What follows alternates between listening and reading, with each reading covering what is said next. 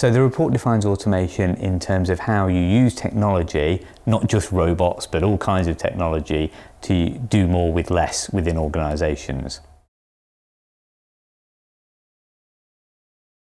It can be true, certainly. There are always stories about how automation takes jobs away because a machine arrives and suddenly workers aren't needed. That's certainly true. On the other hand, what tends to happen far more often is that it takes away certain tasks, that it automates them, so we don't have to do them, we don't have to spend time at work doing those tasks, and often they're the kind of tasks that we don't want to do. Once upon a time, bookkeepers mainly kept books. They wrote down lots of information to keep track of financial transactions, whereas now people in finance are far more likely to use technology to analyse financial data, because the actual recording of it is a lot more automated, and so that allows them to do the more value-adding activities, and so it's changed what that job does rather than just destroying it. And so that's normally what happens with automation. It disrupts far more jobs in terms of what they do, sometimes in quite positive ways, rather than just taking them away. But it does sometimes happen, that's true.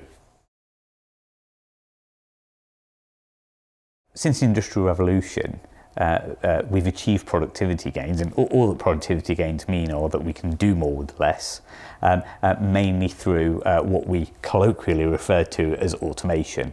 Automation is about using machines, and I mean that in a very broad sense. It can just be organising things differently, as well as actually having a physical machine to allow us to do more, so that an hour of work actually allows you to achieve more than it did before. So if you go back to Arkwright's mill, say, it was about bringing along machines that allowed us to have fewer workers doing more, and of course actually that caused an explosion in this country's ability to manufacture cotton and cloth, and that transformed our economic prospects. And in a small way, most of the technological innovations that we're talking about in this report are exactly the same kind of thing. They're allowing us to do more with the same or less labour input, and that allows us to then just deliver a lot more, makes us more productive, and of course productivity is what drives prosperity. Over time, jobs change in terms of what they require from people. So as technology changes, and what also businesses change as well, we reconceive of how jobs should operate. And so what was expected of a salesman 30 years ago is different from what it is today. And actually, because of the broad drift of technology, there's a sort of general change where we see more jobs increasingly requiring analytical and interpersonal skills. So analytical skills are our ability to take information, work through it, identify its implications and act upon them. And so more and more of us use computers. I'm old enough that I remember when I first started work after university, I got email. Not everybody had email back then, but now everybody uses email. Not quite everybody, but most of us use email all the time in our work. And interpersonal skills are talking to each other and caring for each other and all of those kinds of things. And they've both been on the up, especially the interpersonal skills, because of course we can't get technology to replace the ability to connect with people.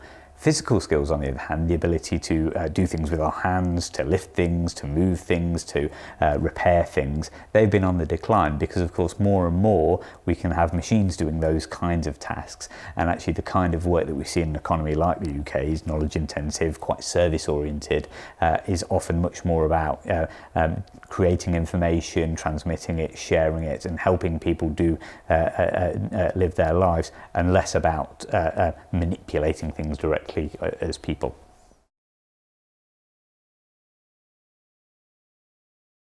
So what do we mean by automation exposure? On that score, it's that technology changes are coming. We can foresee some of them. We don't know which ones are really going to have an impact, which ones aren't. And so there are all kinds of risks to certain kinds of work that people do, but also opportunities. If there are certain kind of tasks that you don't like doing in your job, technology change can help you. So it's a big opportunity. And for organisations, all of these things will transform the sort of the demand for labour in the economy, but also therefore have implications for if you want to succeed in that economy in terms of how you supply labour to it. So if you're in education, you need to be thinking about what kinds of skills are going to be put you in the best place to take advantage of the opportunities and avoid the risk. And to some extent, a lot of it are the traditional core skills. Being able to read and write well, being able to perform with maths, it's all really critical for that. But equally, if you're an organisation that's employing people into the future, thinking about your workforce plans, thinking about what jobs look like into the future, and therefore what kind of workers you should be developing through recruitment and development now and over the next 10 years is really quite critical, because you want your organisation to be as well placed as it can be, just as educators want to make sure that actually their students are going to be well placed to succeed in that labour market as well.